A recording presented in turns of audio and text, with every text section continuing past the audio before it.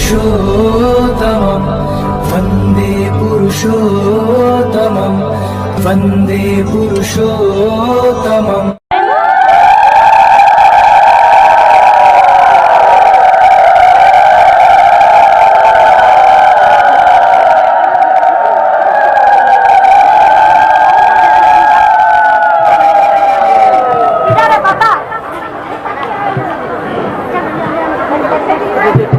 जय गुरु। कल मैंने यहाँ आके ठाकुर जी का कुछ बातें बोले थे। आज मेरे जीवन में ठाकुर कैसे प्रकाशित हैं वही हम बोलना चाहेंगे। सबसे पहले यहाँ कुछ विद्यार्थी हैं, उन लोग के लिए मेरा एक सलाह है। विद्यार्थी जन, आप लोग अभी जिस जीवन से गुजर रहे हैं माँ बाप के छत्र छाया में, यही सबसे बेहतरीन जीवन है। माँ बाप के छत्र छाया में रखे विद्यार्थी क्या कर सकते हैं? कोई विद्या को हासिल कीजिए ताकि भविष्य में आपका पेट चले, परिवार चले। ये विद्या को हासिल कर लीजिए। यदि समय बर्बाद कर रहे हैं किसी विषय में, तो उस विषय से खुद को निकाल लीजिए। पहले जो लोग खेल के मैदान में जाके अपना कैरियर बनाना चाहते हैं, उन लोग के लिए मेरा सलाह है, बहुत श्रम करने का जगह है वो खेल का मैदान।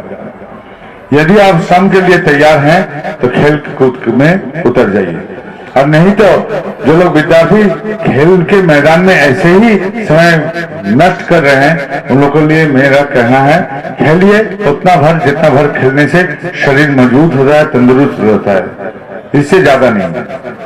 विद्यार्थी कोई भी विद्या अपनाइए। आप नाच सीखना चाहते हैं नाच सीखिए, गाना सीखना चाहते हैं तो गाना सीखिए, छवि बनाना सीखना चाहते हैं तो छवि बनाइए। जो भी करना चाहते हैं दिल खोल के कीजिए, लेकिन आनंद सहित कीजिए, क्योंकि आनंद एकाग्रता को लाता है। और विद्यार्थी का दो ही अस्त्र है, एक है एकाग्रता, एक है निष्ठा। ये दोनों में कोई भी होना चाहिए। एकाग्रता ही निष्ठा को ले आता है। आप लोग का ये दोनों चीज रहेगा तो जरूर आपका विद्या अर्जन में सहज हो जाएगा। विद्या अर्जन आपके लिए सहज हो जाएगा। जो लोग हैं नौकरी के तलाश में हैं, विद्या खत्म कर लिए हैं, वो लोग के लिए कुछ सलाह है मेरा। जैसा कि मान लीजिए आपका विद्या बहुत है, आपको कोई सिक्योरिटी जॉब मिल रहा है, विद्या के अनुसार वो आपके लिए मैचिंग नहीं है।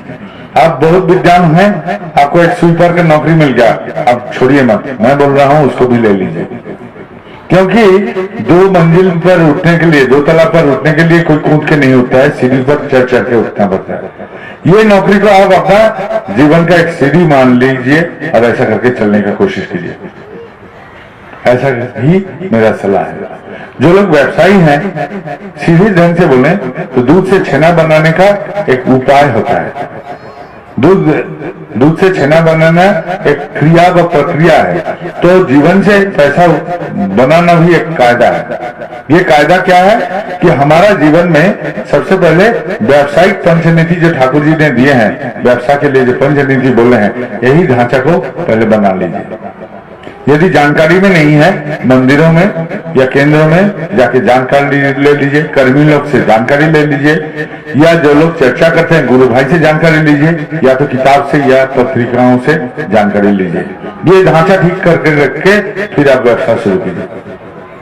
व्यवसाय में जितना निवेश कर रहे हैं, उस निवेश का यदि 2% आपका लौटता नहीं है, तो समझ लीजिए व्यवसाय पंचनीति में कहीं आपका खोट आ चुका है, कहीं गड़बड़ कर चुके हैं। कहाँ गड़बड़ कर गए हैं, उस जगह को ढूंढिए, उसको मरम्मत कर लीजिए।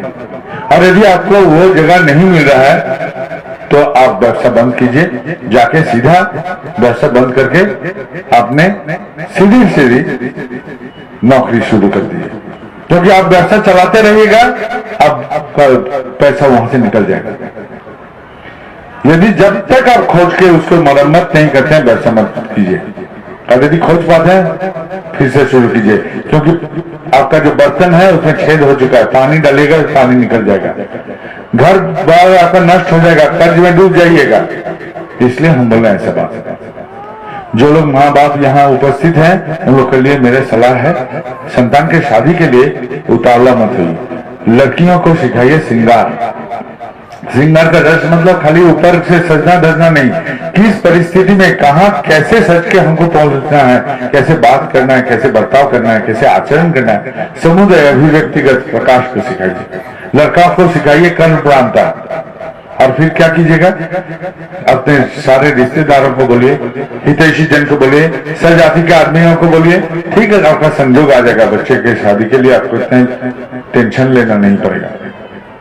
जो लोग यहाँ आप लोग के बीच में अस्वस्थ हैं, उनके लिए मेरा एक सलाह है। आश्रम में, मेरे आश्रम, हम लोग के जो आश्रम के पीछे के जो गांव है, उस गांव से कोई आदमी आया था। वो लड़का नियमित आता है आश्रम में काम के लिए, और बोला कि उसका बेटा बीमार पड़ गया है। 7-8 साल का बेटा बीमार पड़ के बिस्तर पर लेटा हुआ था। अब जब लेटा हुआ था तो उस वक्त हम बहुत इलाज करवाया, बहुत कोशिश किया, लेकिन बीमार ठीक नहीं हुआ। बीमार ठीक नहीं होने से क्या हुआ, तो आके लाचार हो गया, हमको आके बोलता है कुछ मदद कीजिए, क्या करें, हमको कुछ सुझाव नहीं रहा। तो मैंने बोला, वो जो ऐसा बोल रहा है, लड़का जैसा बोल रहा है, इंटरनेट खोल के देख क्या बोल रहा है। इंटरनेट को खोला गया, इंटरनेट ने उस अनुसार जैसा जैसा बोलते गया, उसको दबा के जो रोग निर्णय किया, वो रोग का चिकित्सा एलोपैथी शास्त्र में नहीं था। एलोपैथी शास्त्र में उस रोग का कोई चिकित्सा नहीं था। भुवनेश्वर में यहाँ एक आयुर्वेदिक कॉलेज में एक शिक्षक है, उनको हमने खबर भेजवा, तो आयुर्वेदिक मत से उन्होंने कुछ दवा बोल दिया फोन पर, और देवघर बाजार में वो दवा प्राप्त किया गया, लड़का को दे दिया गया, बोला कि तुम्हारा बेटा खिला। जो बेटा इतना दिन से खेलकूद के अस्वस्थ होकर बिस्तर पर पड़ा हुआ था इतना दिन से, वही दवा 7 दिन में उसको फिर खेलकूद के मैदान में लौटा दिया, सुस्त हो गया। तो पहले मेरा कहना है, रोग के विषय में खुद जानिए। डॉक्टर क्या बोल रहा है वो तो बड़ी बात है, लेकिन हम आप भी जानिए क्या खाना चाहिए, क्या नहीं खाना चाहिए, कैसे करना चाहिए, कैसे नहीं करना चाहिए, आदि समुदाय बात को आप जानिए। इंटरनेट खोलना सबका बस की बात नहीं है, लेकिन घर के बच्चे लोग जानते हैं, वो लोग माहिर हैं, शातिर हैं, इसमें उन लोग एक्सपर्ट हैं, उन लोग का मदद लीजिए। वो लोग ही आपको जानकारी दे देगा कि आपको क्या क्या करना है, क्या नहीं करना है, इंटरनेट क्या बोल रहा है, उसमें ज्ञान का सारे नक्श दिया जाता है। और फिर क्या कीजिएगा, एक डॉक्टर के पास जाइए, डॉक्टर के पास जाके अपना रोग के विषय में सलाह मशवरा कीजिए। अभी चेन्नई जाना है, अभी दिल्ली जाना है, इतना बड़ा बड़ा मत सोचिए, पहले नजदीकी जो डॉक्टर हैं उन लोग का सलाह लीजिए। फिर क्या कीजिए, आनंद में रहिए। आनंद में जो नहीं रहता है उसका रोग कभी उसके पास से नहीं भागता है। अब आनंद में रहने का एक उपाय भी हमको तो खोजना है। मैं आनंद में क्यों रहना चाहता हूं, क्योंकि हर प्राण जितना भी है, जो भी नौकरी करता है, जो भी जहां जैसा है काम करता है, जो खेती बाड़ी करता है, जो भी करता है, सब आनंद में रहना चाहता है। सब कोई आनंद में रहना चाहते हैं हम लोग,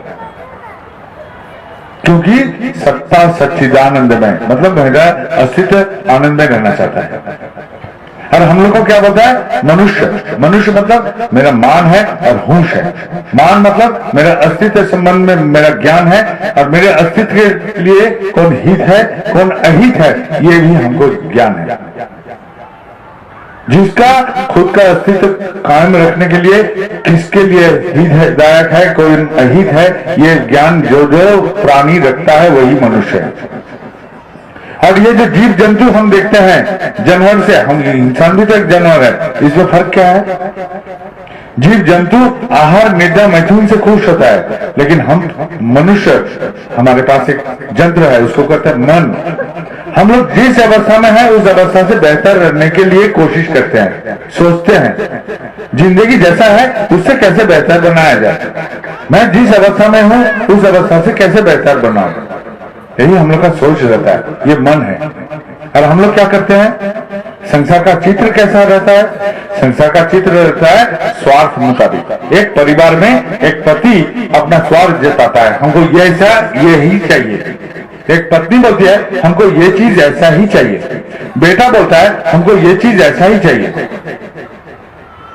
बेटी बोलती है हमको ये चीज ऐसा चाहिए, दबे दबे गले से भी बोलती है तो बोलती है। लेकिन हम लोग संसार में स्वार्थ का पूर्ण करने आए हैं, ऐसा जैसा चित्र है। और हृदय तो कोई भी खोलते नहीं है, क्योंकि शादी के शुरुआत में एक पति पत्नी में आवाज होता है, वही पति पत्नी में कुछ दिन जाने के बाद आवाज होते रहता है, how how how how how.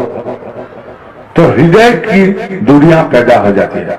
शारीरिक रूप से तो हम लोग नजदीक में रहते हैं, लेकिन हृदय का दूरी हो जाती है।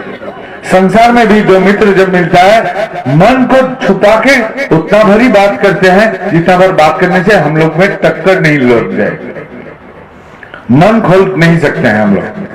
यहां तक पति पत्नी भी मन नहीं खोलता है, पूरा मन खोलेगा तो टक्कर लग जाता है। बच्चे भी अपना मन खोल के बोलता नहीं है, टक्कर लग जाता है। भाई बहन में प्रेम का बंधन नहीं है, टक्कर लग जाता है। कोई सहन नहीं कर पाता है। बेटा आके बोलता है कि हम नशा करके आए, तो ऐसा चिल्लाना शुरू कर दिया, बेटा चुप गया, अब चुप चुप के नशा करेगा। बेटी आके बोलता है हमको वो लड़का पसंद है, तो बोला तो ऐसा बवाल हो गया घर में कि बेटी अब मन खोल ही नहीं सकता है, मन छुपा लिया। पति पत्नी बेटा बेटी किसी के साथ किसी का संबंध सही ढंग से नहीं हुआ, पारिवारिक बंधन भी ऐसा मजबूत नहीं और सामाजिक रिश्ता भी वैसा मजबूत नहीं।